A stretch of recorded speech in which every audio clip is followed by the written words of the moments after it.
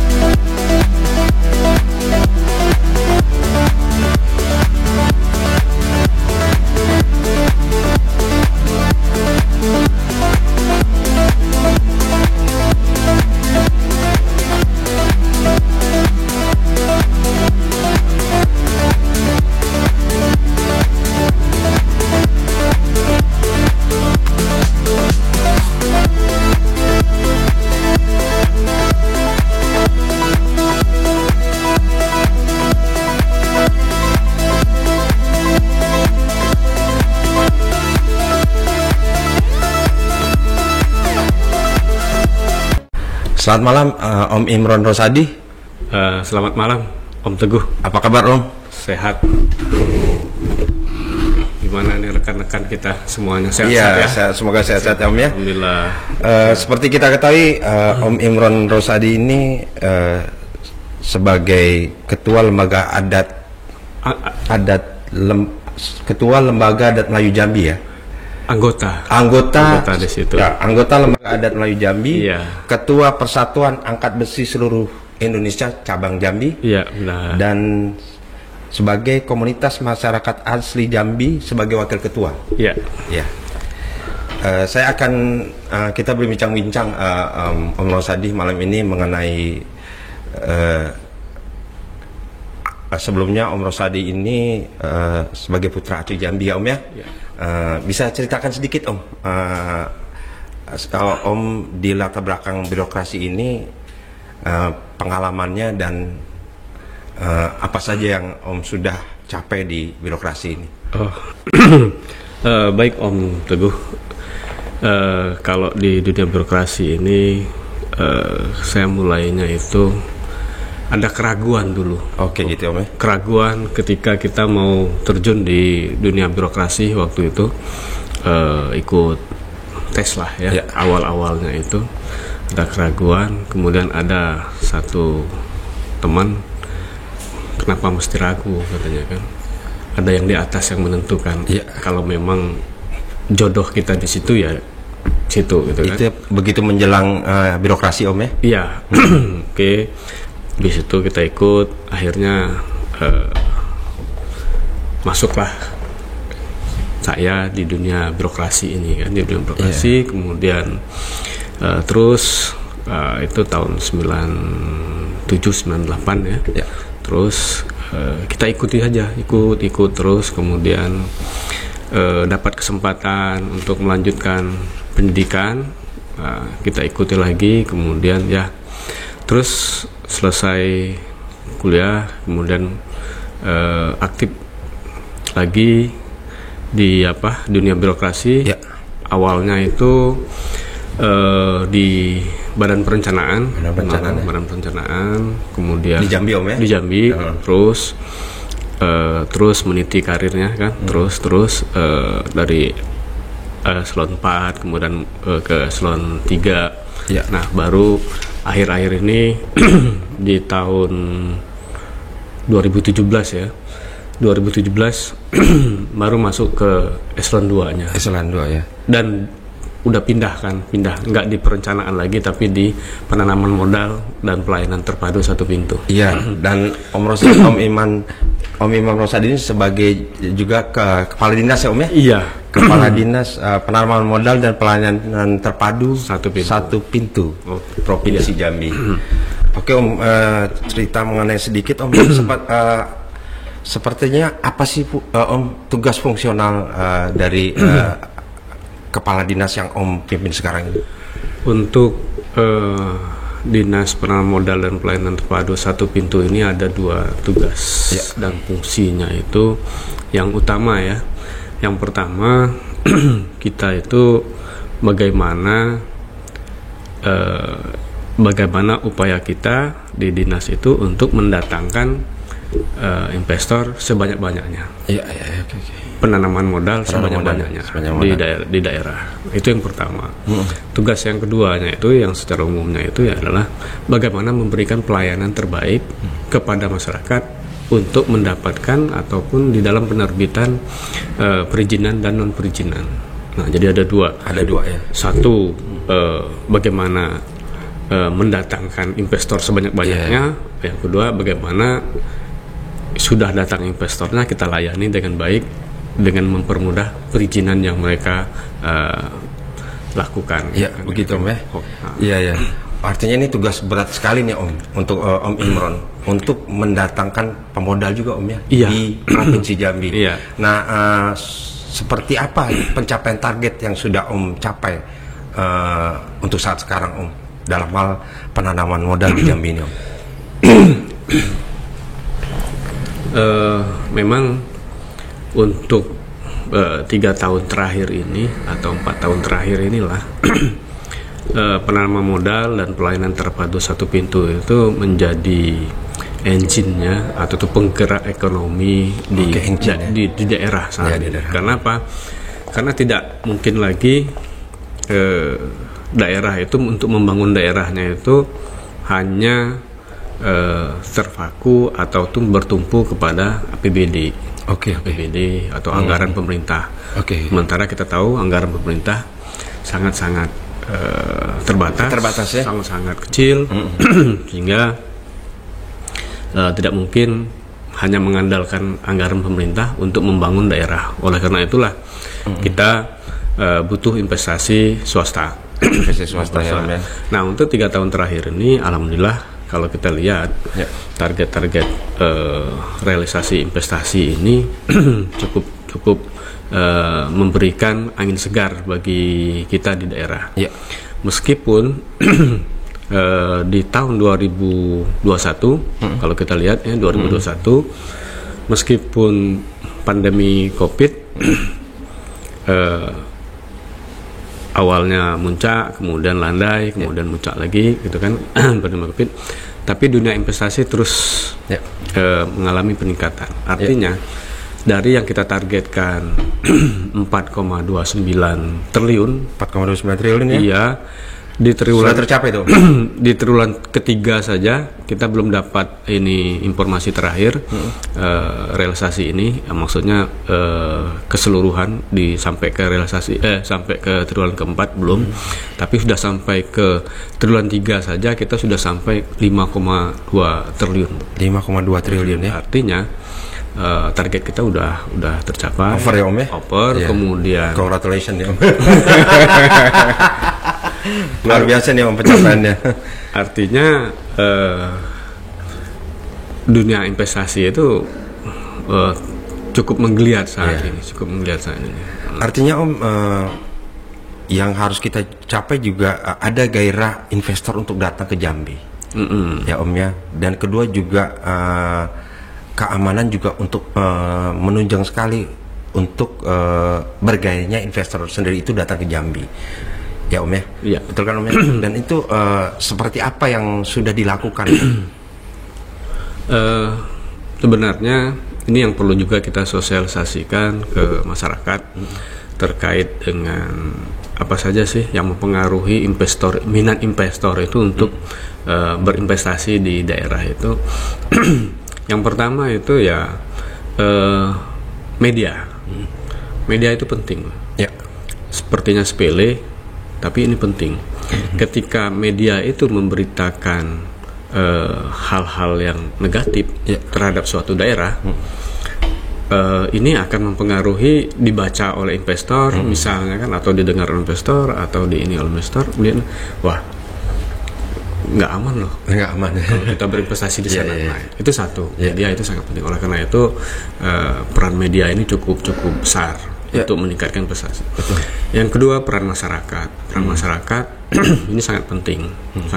Artinya banyak investor yang akan datang, misalnya kalau penerimaan masyarakatnya kurang welcome, mereka balik kanan gitu kan.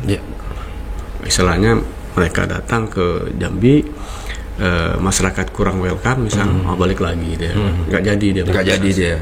Padahal udah mau investasi, menanamkan modal banyak juga ya. Balik lagi. Nah ini yang kedua. Yang ketiganya lagi itu terkait dengan dunia birokrasi. Artinya kemudahan kita di dalam memberikan pelayanan perizinan. Nah ini menjadi tugasnya kita, ini tugasnya DPM PTSP, memberikan kemudahan di dalam pelayanan berinvestasi ini. Ini beberapa hal mungkin yang menjadi catatan penting lah bagi kita dalam kerangka untuk meningkatkan investasi ini. Di selain misalnya pemerintah harus menyiapkan fasilitas lain, peningkatan infrastruktur dan sebagainya. Oke, menarik sekali nih Om. Saya mengangkat masalah ini Om, PTSP itu sendiri Om, dalam kaitannya perizinan untuk perhotelan Om. Susah nggak sih Om kalau kita mau bangun hotel terus izinnya gimana Om? Kalau saat ini kalau ada masyarakat yang bilang izin itu susah, dia nggak lihat media gitu. Karena gini, Pak Presiden sudah bicara kemana-mana bahwa permudah izin. Saking ininya, saat ini kita sudah menggunakan untuk perizinan itu dengan media online, istilahnya online single submission, OSS, yang dulu OSS kemudian sekarang udah berubah lagi menjadi OSS RBA. Ini memberikan kemudahan betul kepada masyarakat untuk mengurus izinnya dari rumah pun. Kita bisa akses langsung akses langsung. Kita tinggal buka portal OSS-nya, kita buka portal OSS-nya, tinggal kita ini, tinggal kita daftarkan gitu kan. Nah ini melalui kesempatan ini juga saya mau menginformasikan juga ke masyarakat, terutama teman-teman yang bergerak di UMKM. Nah izin untuk UMKM ini izinnya sangat-sangat gampang sekali. Gampang sekali. Itu menarik tuh Om, karena lagi ngetren sekali tuh Om. Ini sangat gampang sekali. Cukup untuk mendapatkan NIB-nya itu, nomor induk berusaha itu cukup KTP, kemudian alamat email mereka. Nah ini yang sering kita lupa. Alamat email ini penting karena nanti ketika teman-teman UMKM itu atau wirausaha muda yang milenial misalnya, ketika mereka bikin izin, NIB, kemudian bikin KTP-nya udah segala macamnya itu. Nah, NIB-nya itu, izinnya itu dikirim ke email mereka. Mereka print sendiri.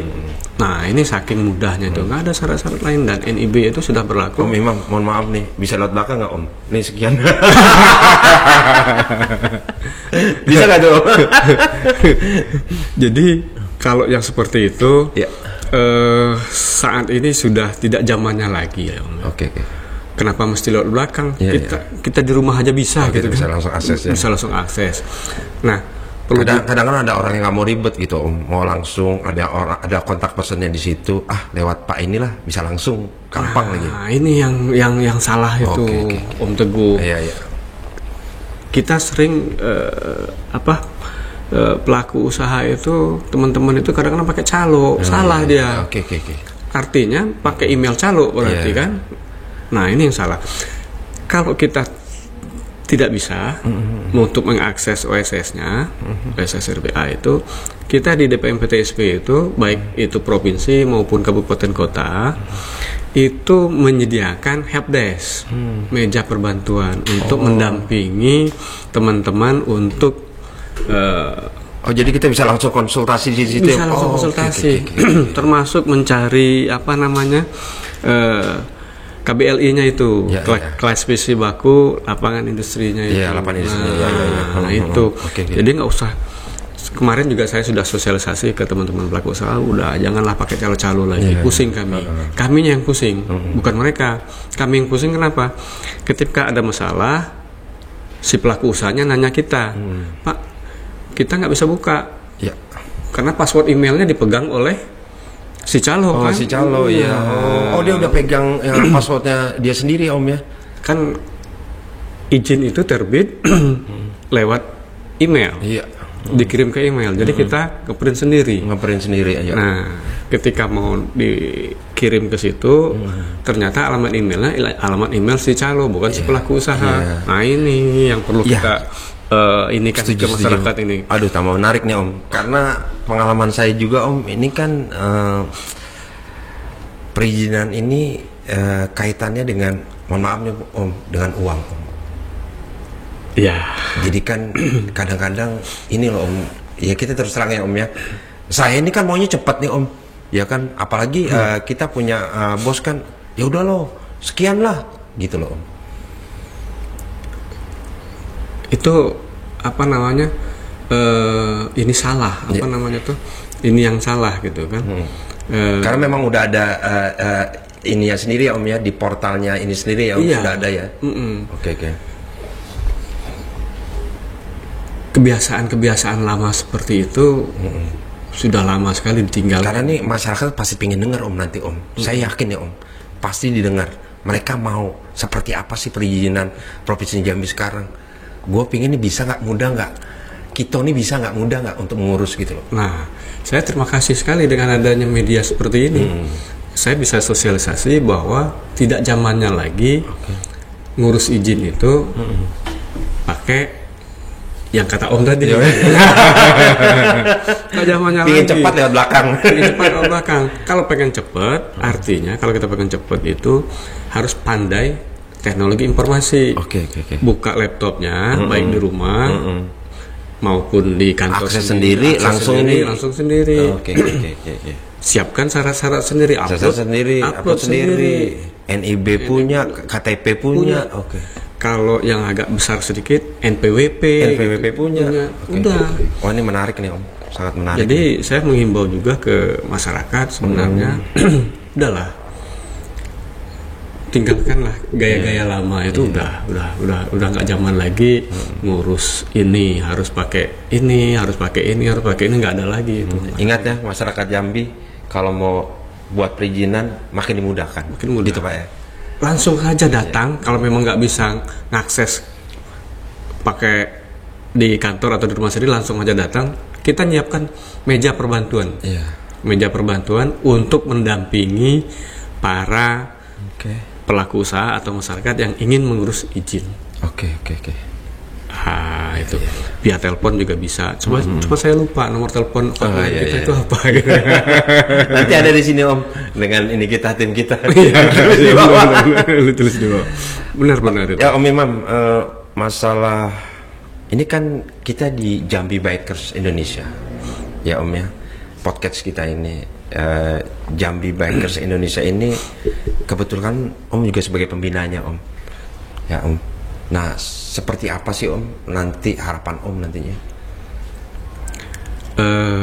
Harapan kita sebenarnya di Jambi Bikers ini kan ada kegiatan-kegiatan positif yang bisa menjadi magnet untuk bikers dan anak-anak muda untuk bergabung ke sini. Tentunya yang positif ya? Yang positif. Nah, kemarin kita diskusi dengan mantannya ketua BNN Pusat. Ya, BNN Pusat. Yang menjadi tantangan komunitas-komunitas saat ini mampu tidak, dia sampaikan itu, mampu tidak gitu ya, mempengaruhi masyarakat kita atau anak-anak muda kita, milenial kita untuk melakukan kegiatan-kegiatan yang positif. Oke. Jangan sampai milenial kita kalah dengan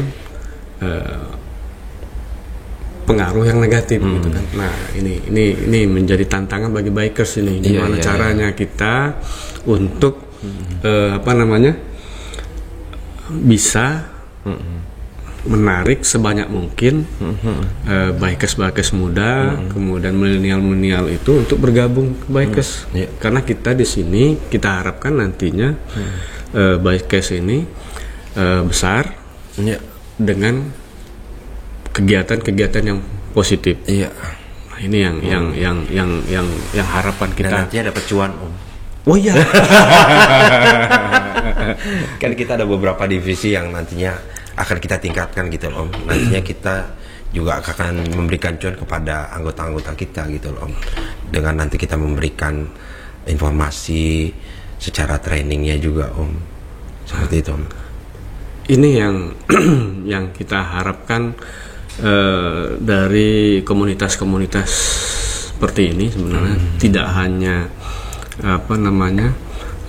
kumpul-kumpul kemudian kongko-kongko tapi produktifnya kurang.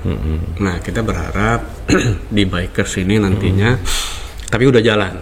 Saya lihat udah jalan, ya, sudah jalan. Istilahnya nanti kita tingkatkan lagi produktivitasnya. Produktivitasnya artinya kegiatan-kegiatan positifnya kita inikan lagi, kita tingkatkan lagi.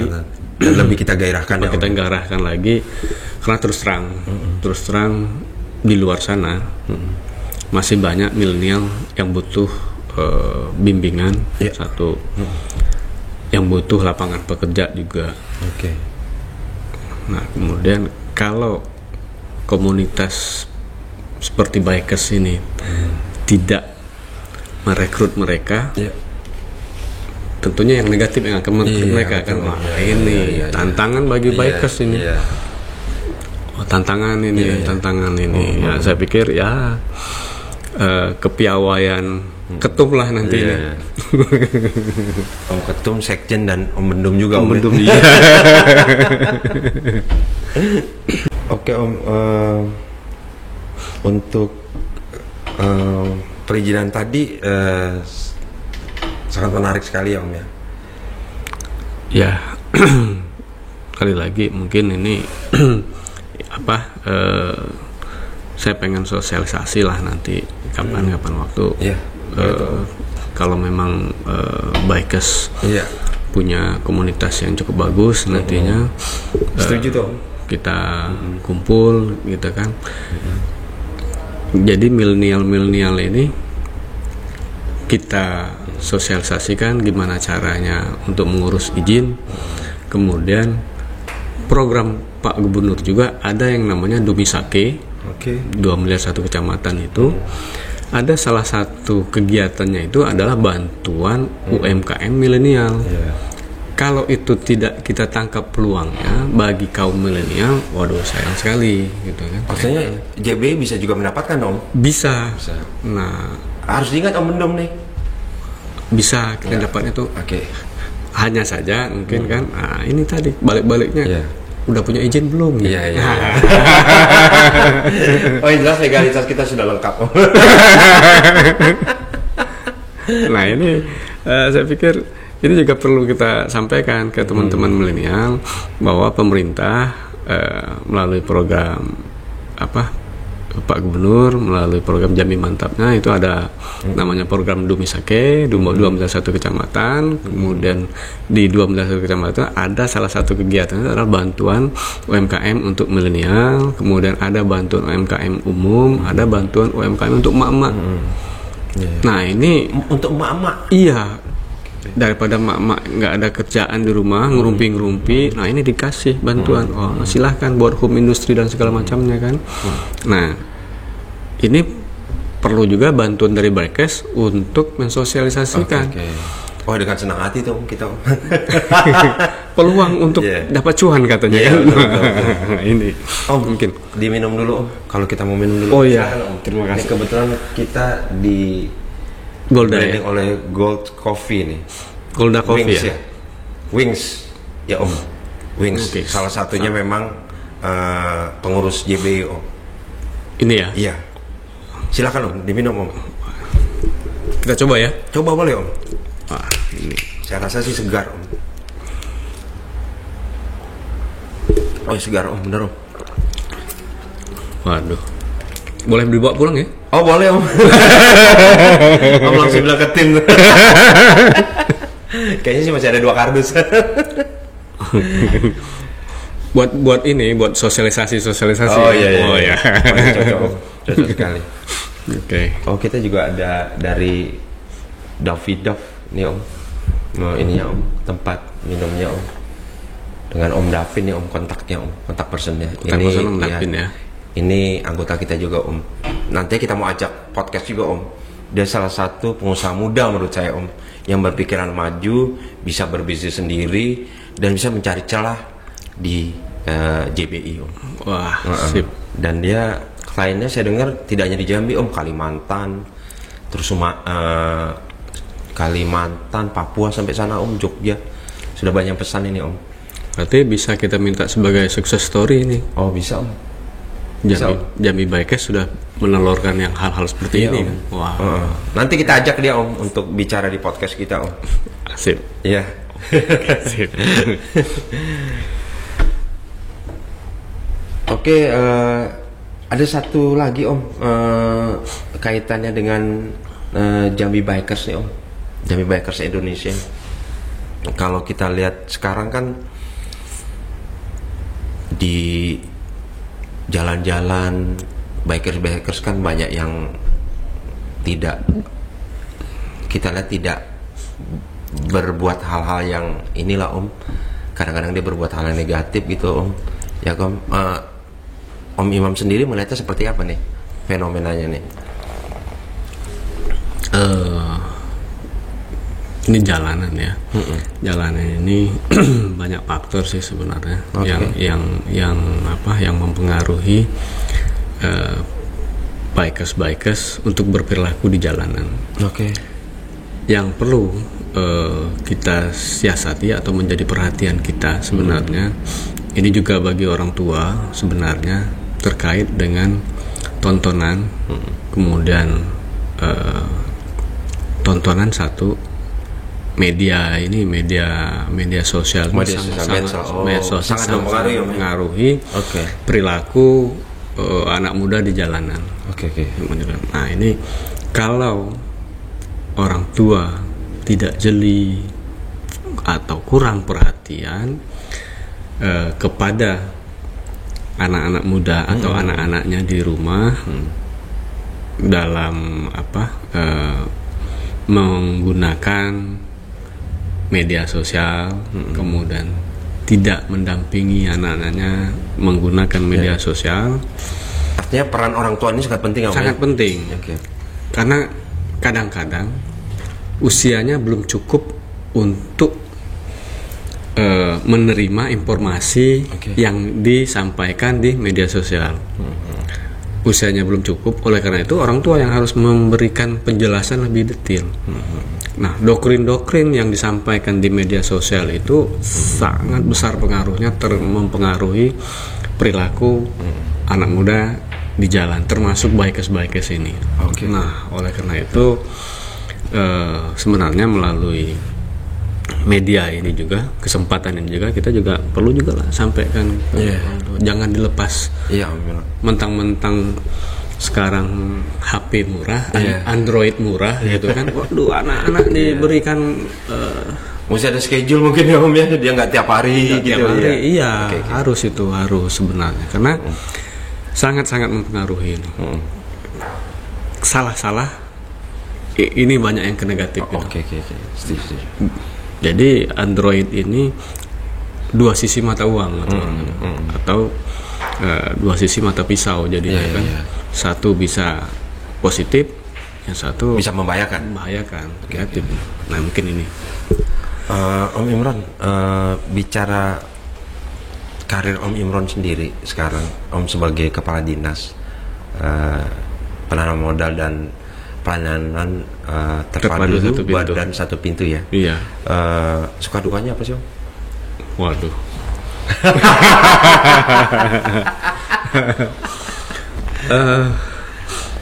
Sukanya banyak tuh ya. Sukanya banyak. Artinya kita di situ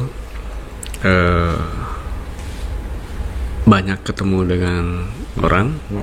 Artinya kita bertukar pikiran seperti yang kita lakukan malam ini kan. Ini kan Om pernah dimarah-marahin nggak tuh Om sama konsumen atau calon pembuat perizinan? Rajin. Itu dukanya gitu kan. Dukanya. Jadi kalau boleh cerita sedikit itu kan, dukanya itu kan masyarakat nggak semuanya paham gitu kan.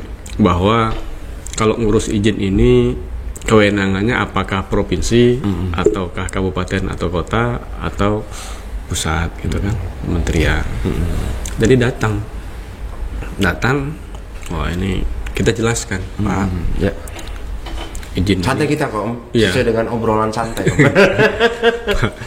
izin ini kita sampaikan. Ininya di kota gitu kan. Kewenangannya kota Kewenangan kota untuk nerbitkan. Oke. Kewenangan kota untuk nerbitkan. Bukan kita provinsi. Kalau kami yang nerbitkan ini salah. Tapi karena ketidakpahaman si pelaku usaha gitu kan, dia ngomong kami nggak mau tahu, yang penting terbit hari ini kata dia. Wah, gimana tuh perasaan? Gimana perasaan Om Teguh gitu kan? Mau jelasin seperti apa lagi gitu kan? Itu derita, Om. Itu Om Teguh mau jelasin gimana lagi gitu kan? Ini nggak tahu. Ada lagi misalnya kalau sistemnya error gitu kan, errornya bukan di kita, errornya di pusat gitu kan. Ya. Kami nggak mau tahu, yang penting ini. Nah, rusaknya di sana Pak, bukan di sini gitu kan. Dia mau selesaikan di sini. Aduh, gimana lagi menjelaskannya ini kan. Ini duka-dukanya gitu kan. Macam-macam. Kemudian Artinya Om enjoy ya untuk. tapi kita enjoy aja. Ya udahlah, bagian dari tugas. Bagian dari tugas. Waduh. Iya. Tapi yang jelas menambah inilah istilahnya. Yang pasti itu kita menambah wawasan di situ. Oke. Karena ketemu dengan berbagai macam pelaku usaha, artinya kita dapat, paling tidak kita dapat informasi dari mereka itu, kalau bisnis yang seperti ini loh, wah bisnis seperti ini loh. Makanya kita udah siap-siap ini untuk bisnis juga gitu kan. Ternyata dunia bisnis itu lebih menarik dibandingkan dunia birokrasi. Uangnya lebih banyak. Iya, uangnya lebih banyak ya. Makanya kita berpesan kepada milenial, jangan terlalu antusias untuk jadi pegawai gitu kan. Antusiaslah untuk menjadi pengusaha. Karena hidupnya lebih iya. Dan kalau untuk filosofi hidup Om apa sih Om? Sampai Om duduk sebagai seorang kepala dinas. Apa ya filosofinya itu? Saya air mengalir aja sih. Oh, air mengalir. Oh, ada bahasa Jambi di Mano Tibonyo. Air mengalir aja. Air mengalir aja. Tapi kita seperti air mengalir ya Om. Iya, tapi kita lakukan gitu. Kita lakukan. Cuma kalau cuma air mengalir aja tidak kita lakukan, nanti larinya kemana-mana loh. Oh iya. Menyebar kemana-mana. Gak sampai kepala dinas. Jadi Mantap Om. Oke, terima kasih Om Imam Rosadi. Terima kasih perbincangan di malam ini. Semoga Om Imron Rosadi beserta keluarga selalu sehat, amin, sukses, bahagia, dan diberi kemudahan dalam segala hal. Amin. Bahagia itu penting loh. Oke Om, terima kasih Om. Oke. Salam satu aspal. Salam satu aspal. Assalamualaikum. Waalaikumsalam warahmatullahi wabarakatuh. Bahagia untuk kita semua ya. Amin. Amin.